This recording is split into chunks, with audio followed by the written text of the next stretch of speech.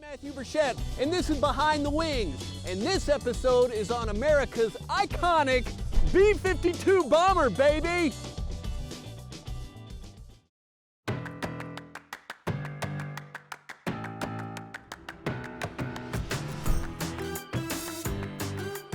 Now I say this a lot, but how cool is this? You guys are getting a really inside look at this thing. Not everyone gets to do that. Bam! Bam! Bam! Bam! Bam! Bam!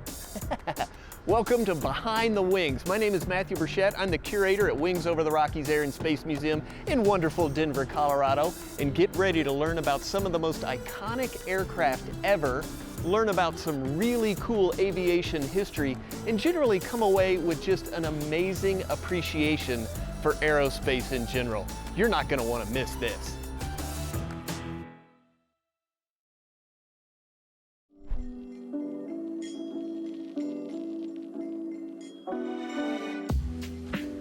The B-52 Stratofortress came to life in 1945 when the United States Army Air Forces needed to expand its bomber capabilities.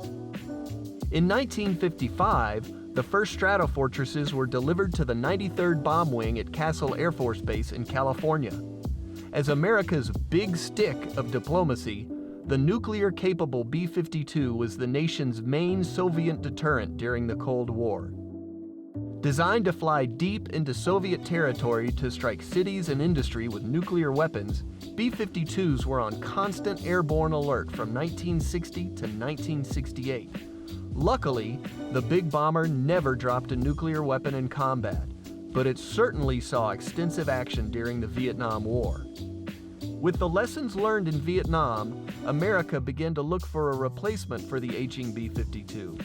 While the XB-70 Valkyrie and F-111 Aardvark were slated to fill the role of the Stratofortress, neither aircraft lived up to their hype, and the B-52 soldiered on. Even with the debut of the B-1 Lancer, the B-52 remained a part of America's nuclear triad.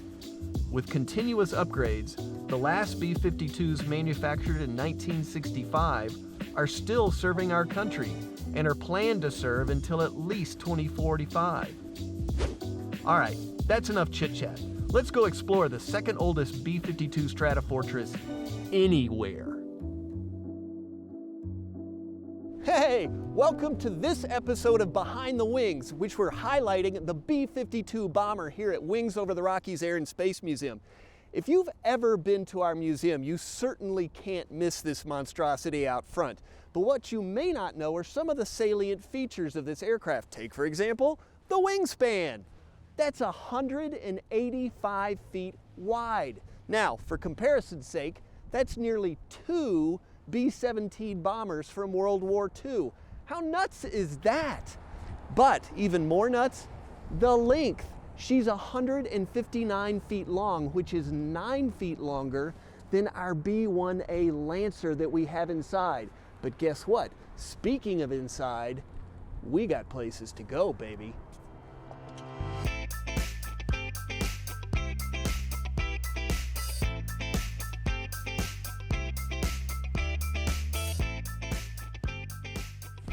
We decided to start at the end and work our way forward. So we are actually in the gunner's position of a B-52B.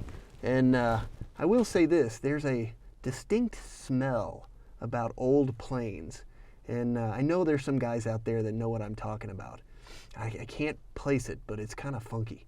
The B-52B was equipped with a quad 50 caliber machine gun turret, just like this one, but it had a radar gun sight. Now, as the B-52 got older and more complex, they went to a 20 millimeter cannon and finally to a 20 millimeter Gatling gun, and there was nobody that actually sat back here at all, and now they don't even have a gunner's station. Did you know that the B-52 bomber is the largest airplane to have an aerial kill? It's true. 24 December 1972, the crew of Diamond Lil encountered a MiG-21 fighter over North Vietnam, and the rear gunner shot it down with its 4 50 caliber machine guns, just like we have here. Now, you'll notice that this is not a large compartment, and you may or may not notice there's no ejection seat. So how did this guy get out? Well, guess what? There is a handle right here, but it's not for an ejection seat. It just makes the entire end of the turret fall away from the plane, which means that the guy just had to dive right out. Not gonna happen. Now, as much as I like being back here, because there is so much to look at, there's even more to look at up front. So let's make our way to the cockpit section, because we got a lot to talk about there. As I crawl through our B-52, there are some things you need to know about this aircraft. Like the fact that our B-52 is 64 years old. There's a saying in the B-52 community that goes, "This is your grandfather's B-52," which means it's possible that pilots today are flying the exact same plane their fathers flew. That's nuts! No other aircraft in the US arsenal has that kind of legacy. Okay, we've made it to the navigator's position. Yay! No more crawling! We're actually back here in what they call the black hole. And you can kind of see why. Not a lot of ways to look out of these tiny little windows. There's one here and one over to my right. But this is where the radar navigator sat, and just to my right was where the navigator sat. Now that sounds redundant, but in 1950s parlance, the radar navigator was actually the bombardier. And if you look at some of this equipment around me, you start seeing special weapons in ASM lock and internal bomb indicator light control, you know, all that kind of cool stuff. But right in front of me is actually the large radar screen that the bombardier would use to figure out where the target was and when exactly to drop, in this case, usually a nuclear weapon. Luckily, the B-52 never dropped a nuclear weapon in combat. Now, if you want to stay safe in a super scary environment, you definitely need a good EWO. He lived above us. Let's go see what he did.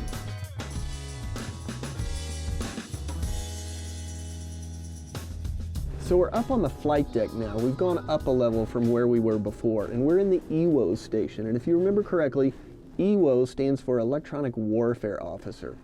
Now, when the B-52 was created, it was really meant to go straight into the Soviet Union and bomb cities and large factories and that kind of thing.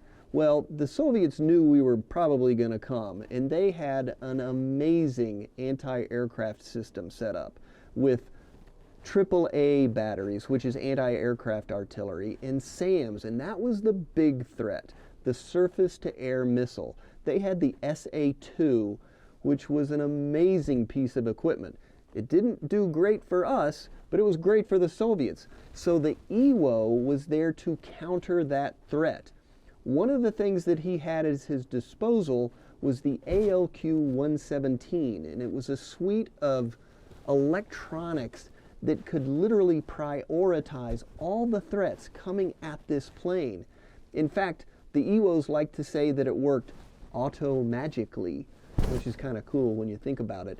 But it was a deadly game that they were playing because the Soviets were launching missiles from the ground and from their aircraft to try to take down these bombers, and the EWO was trying to jam their radars, throw off their heat-seeking missiles, and generally keep themselves alive and get back home. But how would you get back home? Let's move up front and let's see where the pilot and co-pilot were.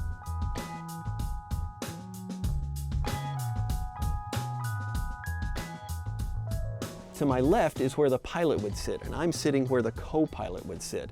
Now, one of the things you're probably looking at already is there are a lot of bells and whistles in here. You got to remember the B-52 had 8 engines, which means 8 throttle levers and all of these gauges for the corresponding engines. You've got fuel flow, you've got RPM, exhaust temperature, pressure ratio, all these kind of stuff that, you know, you don't have to look at a lot, but you definitely got to keep your eye on. The stuff you really need to keep your eye on, luckily, like any other plane, is always right in front of you. It's the 6-pack. It's your turn and bank indicator, it's your altitude, it's your airspeed, all that important stuff that you really need to know to fly. Now, one of the other things you're probably noticing is some of this stuff looks kind of beat up.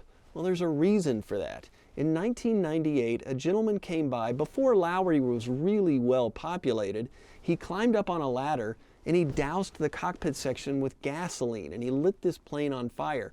Now, why did he do that? Well, he was protesting America's landmine policy.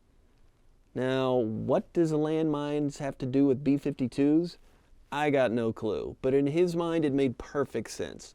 Luckily, he was caught, and this plane had some damage to it, to the tune of about $250,000, but luckily our volunteer corps came to the rescue and was able to repair this plane. Otherwise, sadly, she probably would have gone to the scrap heap. Not a really fitting end for such an amazing plane.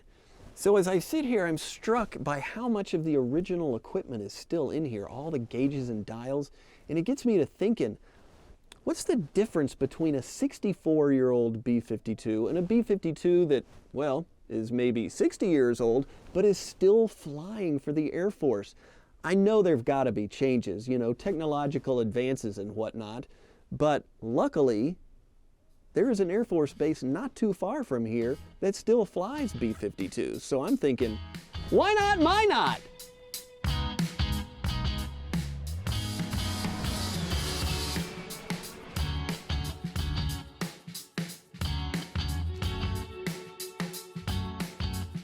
Okay, so you can tell we are no longer in Colorado. We're in Minot, North Dakota. Everything you have ever heard about it is true. It's cold out here, and I've only been here a couple of hours. But Minot is also home to the 23rd and 69th Bomb Squadrons that fly the B-52 like the ones we have up front, except mucho modernized. And we are gonna see some of that stuff up close and personal. But right now, we're gonna go talk to the base historian because I'm freezing, so let's go! Did you know that Minot Air Force Base is one of 2 B-52 bases in the United States and also one of the areas where we store some of our nuclear munitions? In fact, if this base were to secede from the United States, it would be the 3rd largest nuclear power in the world. Minot Air Force Base is also home to over 5,000 military personnel who have access to their own grocery store, neighborhoods, and even a fitness facility.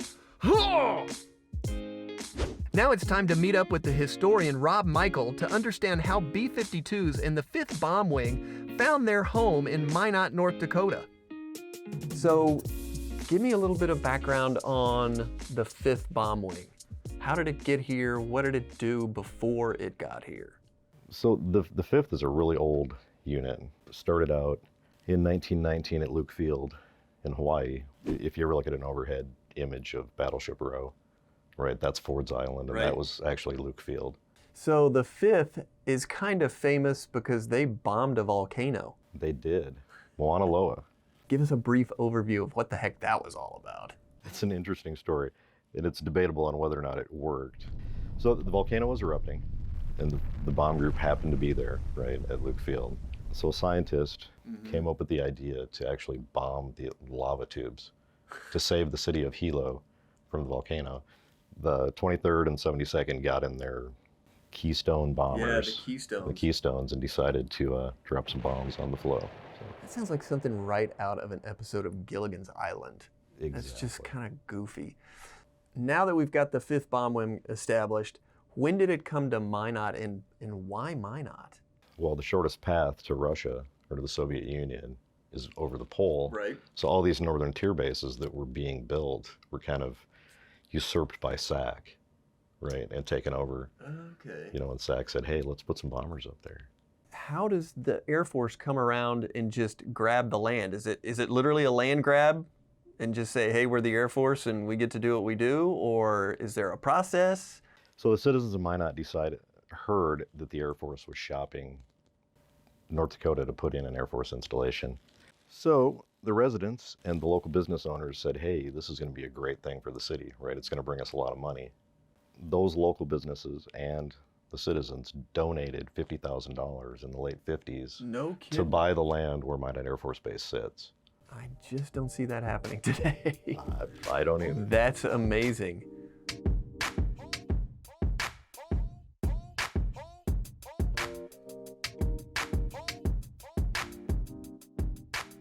All right, so I'm standing here in Dock 8, which in Air Force parlance means, well, hangar. And this guy is Captain Arpin. Now, you're actually a B-52 pilot. That's correct. That is very cool. Before we get to that, tell us about where we're standing. So Dock 8, as you said, a hangar is one of our more recently built hangars.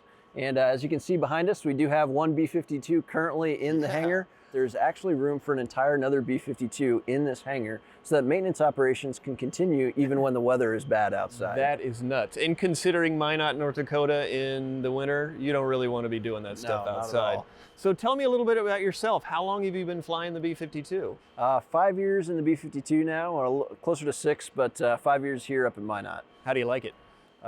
It's a lot of fun, I tell you what. The B-52 requires a lot of actual flying as opposed to a lot of the newer airframes. Oh, that's nice. Well, what I'd like to do is just kind of do a walk around and kind of talk about some of the salient features of this plane. Are you cool with that? Yeah, absolutely. All right, let's go see. We're standing here in front of the monster engines on the B-52. Captain Arpin, tell us about these things. All right, so we're standing in front of engines number 1 and 2 of the B-52, which iconically has 8 of these TF33 turbofan engines. Now, we've been seeing these guys take off all day long, and they're super smoky. What's going on with that? Generally because these are a slightly lower efficiency engine than you're used to seeing today. And what you're seeing is actually a little bit of the imperfect burn coming out of the back of the engine. We can carry up to 290,000 pounds of gas as a full fuel load. So, just in comparison, my super awesome Subaru Crosstrek holds a whopping 16 gallons.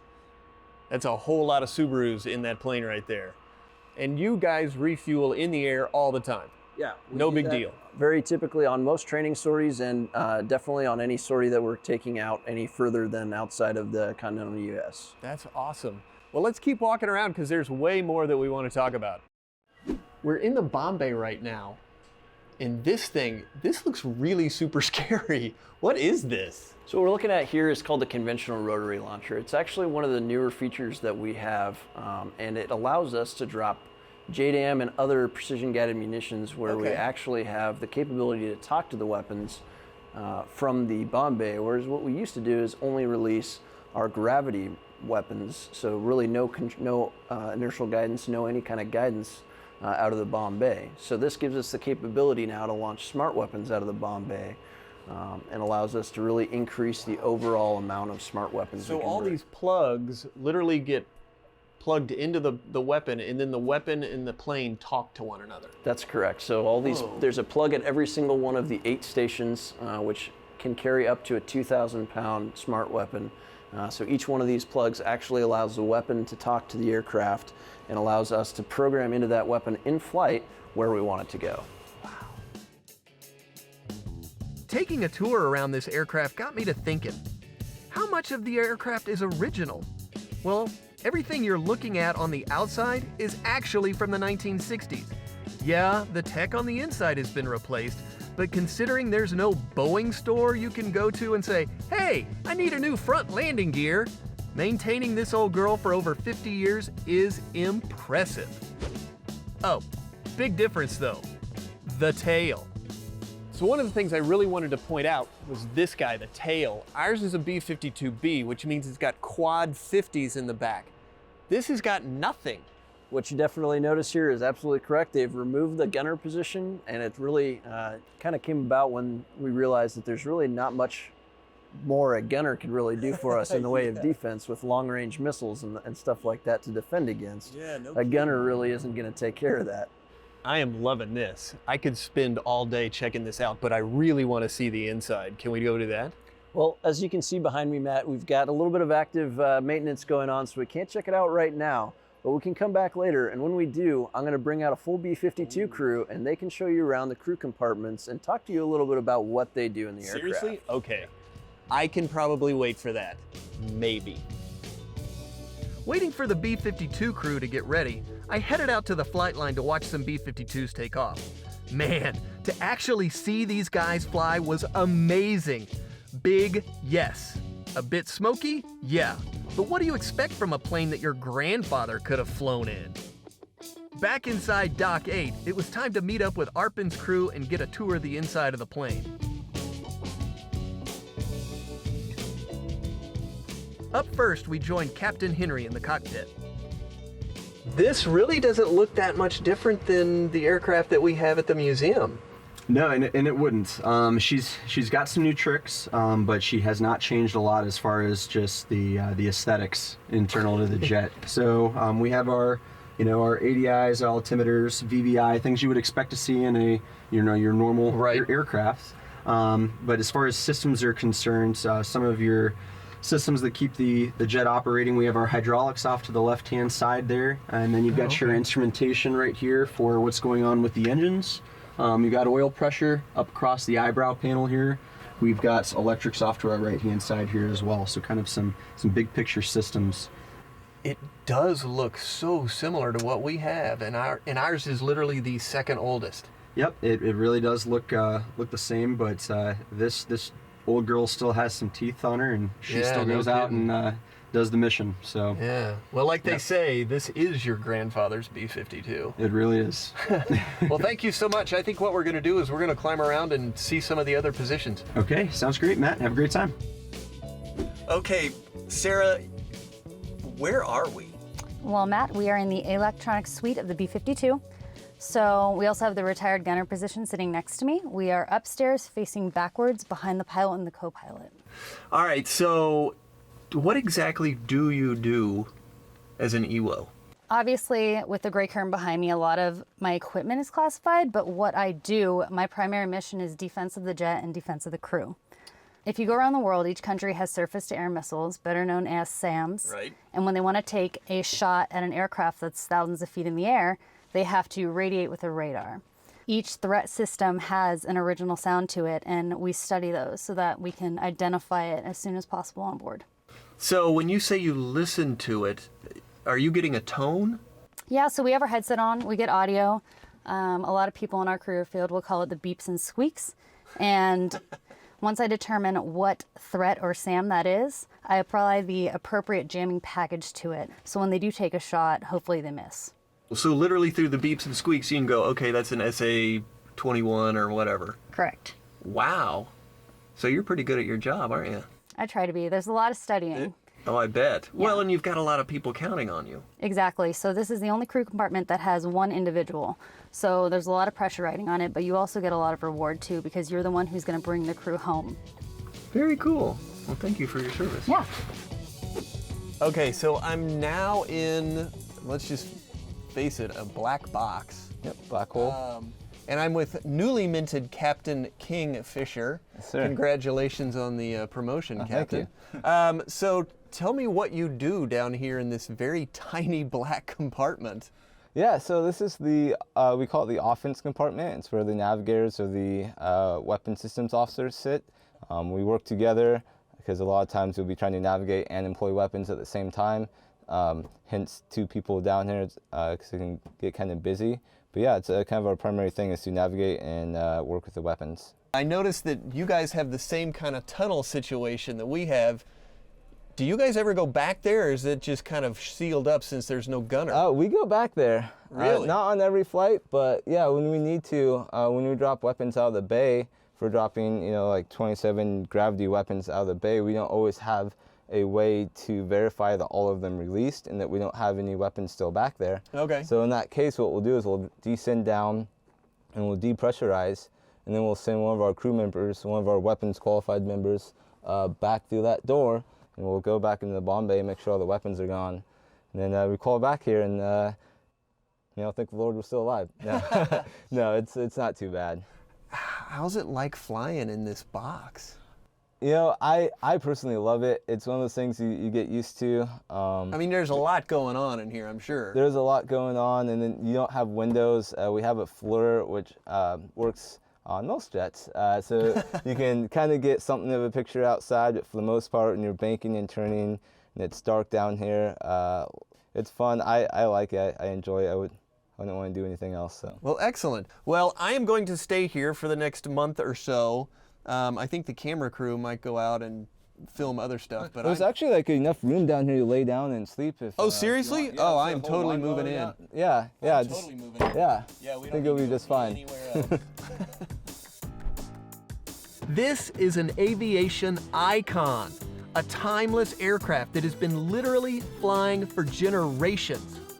From crawling through the second oldest B-52 in existence to watching active B-52s take off at Minot Air Force Base, and even taking a tour inside with a full crew, we've taken you behind the wings of the B-52 Stratofortress.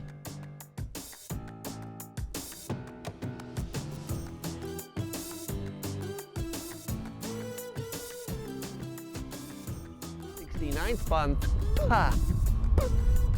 I can't talk in the cold. Captain Archer.